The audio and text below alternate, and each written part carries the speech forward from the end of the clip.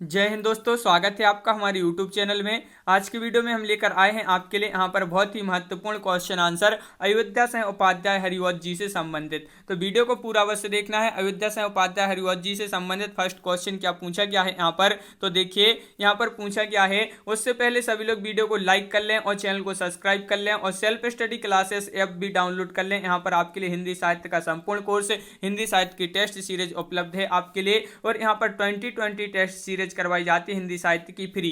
ये आपकी सप्ताह में 2 दिन। तो इस टेस्ट सीरीज से भी अवश्य जुड़ें। तो self study classes play store से डाउनलोड करिए और अपनी तैयारी में लग जाइए। अयोध्या सिंह उपाध्याय हरिवंश जी से संबंधित फर्स्ट क्वेश्चन की बात करें कि अयोध्या सिंह उपाध्याय हरिवंश का जन्म कहाँ हुआ था। इनका जन्म बताना है, क्वेश्चन नंबर 1 है और आपका सही आंसर है। इनका जन्म हुआ था निजामाबाद आजमगढ़ में इनका जन्म हुआ था। बिल्कुल सही। क्वेश्चन नंबर 2 पूछा है कि हरिवंश किस युग के कवि हैं, ये आपके लिए बताना है क्वेश्चन नंबर 2 में। तो आपका बिल्कुल सही राइट आंसर है। क्वेश्चन नंबर 2 का सही आंसर है कि हरिवंश किस युग के कवि हैं। तो आपका सही आंसर है द्विवेदी युग के। तो विकल्प नंबर बी आपका बिल्कुल सही राइट आंसर होगा। द्विवेदी युग के कवि माने जाते हैं। और हरिवंश का जन्म कहाँ हुआ था, हरिवंश का जन्म कहाँ पर हुआ था ये बताना, कब हुआ था ये बताना है।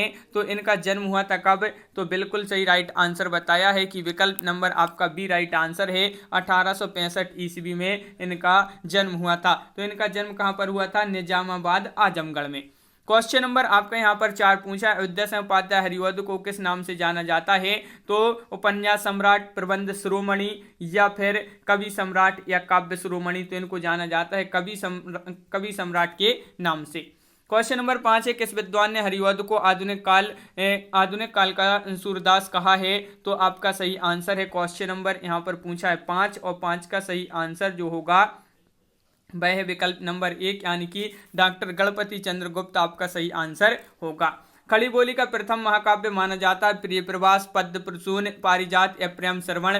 तो आपका सही आंसर है खड़ी बोली। खड़ी बोली का प्रथम महाकाव्य माना जाता है तो कौन सा माना जाता है, प्रिय प्रवास। विकल्प नंबर 1 आपका सही आंसर होगा। हरिवंश जी का कौन सा काव्य पहले ब्रजांगना विलाप के नाम से प्रकाशित हुआ था। तो वह काव्य आपके लिए बताना है प्रिय प्रवास, पारिजात, पद्य प्रसून या फिर प्रेम श्रवण। तो प्रिय प्रवास ये जो है पहले ब्रजांगना विलाप के नाम से प्रकाशित हुआ था। बिल्कुल सही। क्वेश्चन नंबर 8 है, प्रिय प्रवास में कितने सर्ग हैं। सर्ग पूछा गया है, महत्वपूर्ण क्वेश्चन पूछा गया है। सर्ग कितने हैं, तो बिल्कुल सही राइट आंसर है। इसमें 17 सर्ग हैं। तो विकल्प नंबर बी आपका सही आंसर है। क्वेश्चन नंबर 9 क्या पूछा है कि हरिवंश जी को किस काव्य के लिए मंगला प्रसाद पारितोषिक दिया गया था। तो ये आपको बताना है, जो कि बहुत ही महत्वपूर्ण क्वेश्चन है। कई बार ये क्वेश्चन पूछा जा चुका है। और शिव प्रिय प्रवास आपका सही आंसर। प्रिय प्रवास के लिए इनको मंगला प्रसाद पारितोषिक सम्मान दिया गया था, पुरस्कार दिया गया था।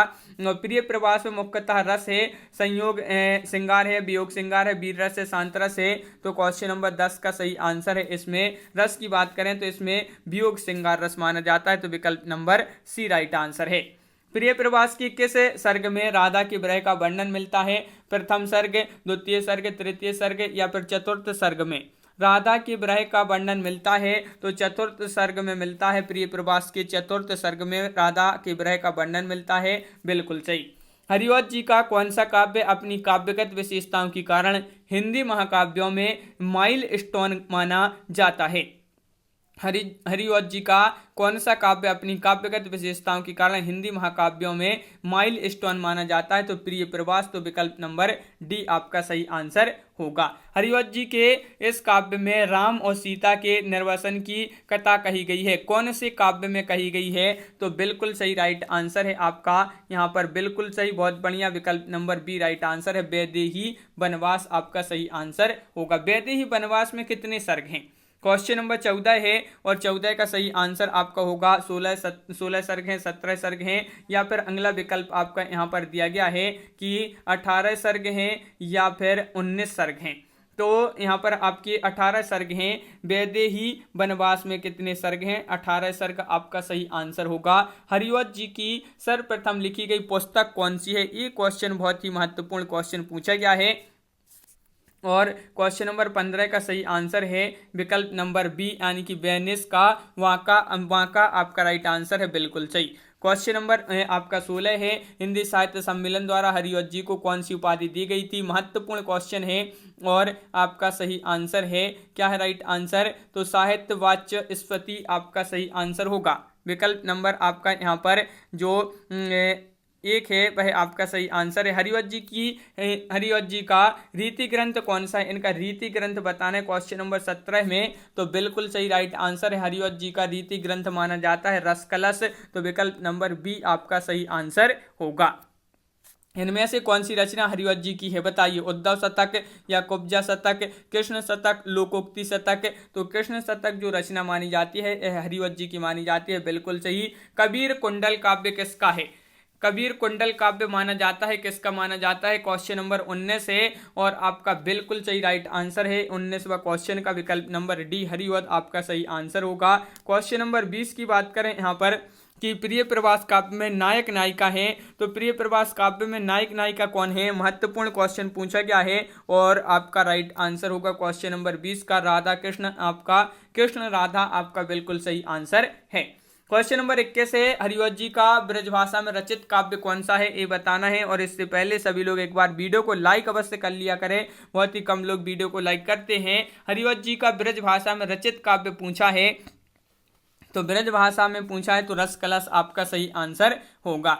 क्वेश्चन नंबर 22 पूछा है, हरिवंश जी का रस स्वरूप नायिका भेद एवं ऋतु वर्णन का ग्रंथ कौन सा है। हरिवंश जी का रस स्वरूप नायिका भेद एवं ऋतु वर्णन का ग्रंथ है, तो वह ग्रंथ कौन सा है, रस कलश है, तो विकल्प नंबर बी आपका बिल्कुल सही राइट आंसर होगा। क्वेश्चन नंबर 23 है, यह किसने लिखा है कि हरिवंश जी की यह सबसे बड़ी विशेषता है कि वे हिंदी के सार्वभौमिक कवि हैं, वे खड़ी बोली, उर्दू के मुहावरे, ब्रजभाषा, कठिन और सरल सब प्रकार की कविता की रचना कर सकते हैं। यह किसने लिखा है, यह लिखा है, किसने लिखा है, तो बिल्कुल सही राइट आंसर होगा आपका विकल्प नंबर बी, यानी कि निराला जी ने यह लिखा है, बिल्कुल सही। क्वेश्चन नंबर 24 है कि दिवस का अवसान समीप था, गगन था कुछ लोहित हो चला, पंक्ति के रचयिता कौन माने जाते हैं, ये आपके लिए बताना है। इस पंक्ति के रचनाकार कौन माने जाते हैं, तो बिल्कुल सही 24 का आपका सही आंसर है विकल्प नंबर आपका यहाँ पर सी, यानी कि हरिवंश जी की पंक्ति मानी जाती है, जो कि बहुत ही महत्वपूर्ण पंक्ति है। क्वेश्चन नंबर 25 है कि कविता करके तुलसी न लसे, कविता लसीपा तुलसी की कला, पंक्ति के रचयिता हैं, तो इस पंक्ति के रचयिता कौन है, 25 का आंसर बताना है। तो इस पंक्ति के रचयिता भी हरिवंश जी ही माने जाते हैं, विकल्प नंबर डी आपका सही आंसर होगा। हरिवंश जी की रचना चुबते चौपदे और चौके चौपदे की विधा क्या है, निबंध है, कहानी है, काव्य है, उपन्यास है, तो क्वेश्चन नंबर 26 का सही आंसर है, ये निबंध माना जाता है, तो विकल्प नंबर आपका ये जो है आपका सही आंसर यहाँ पर होगा। हरिवंश जी का नाटक कौन सा है, ये आपको बताना है। नाटक पूछा है तो यहाँ पर आपका बिल्कुल सही आंसर है 27 का नाटक में हो जाएगा, प्रद्युम्न विजय आपका सही आंसर होगा। प्रिय प्रवास महाकाव्य का रचना काल पूछा है, देखिए इनका प्रिय प्रवास ही महाकाव्य माना जाता है और इसका रचना काल पूछा है तो इसका रचना काल माना जाता है 1914 ईस्वी, बिल्कुल सही। वैदेही वनवास का रचना काल क्या माना जाता है, क्वेश्चन नंबर आपका यहाँ पर है 29 और 29 का सही आंसर है 1940 आपका राइट आंसर होगा वैदेही वनवास का रचना काल। इनमें से कौन सी रचना हरिवंश की है, तो ये आपके लिए बताना, प्रेम फुलवारी है, प्रेम मालिका है, प्रेम प्रपंच है, प्रेम माधुरी है, तो इनकी रचना पूछा है कौन सी है, तो आपका राइट आंसर है प्रेम प्रपंच आपका सही आंसर होगा। क्वेश्चन नंबर 31 है, ठेठ हिंदी का ठाठ रचना की विधा क्या है, निबंध है, कविता है, नाटक है, उपन्यास है।